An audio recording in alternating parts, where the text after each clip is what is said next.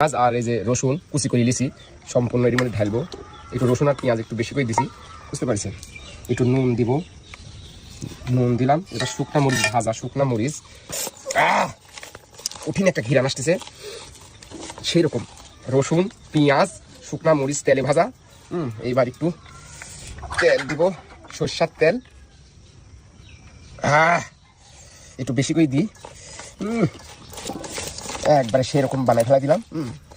এখন একটা মাখান দিব, বিসমিল্লাহ।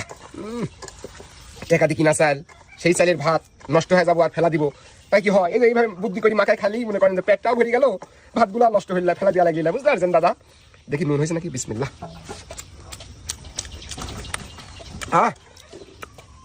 সব কিছু পারফেক্ট হয়েছে দাদা। কি স্বাদ হয়েছে মাখানি ভাত, সেই স্বাদ লাগছে আমার কাছে।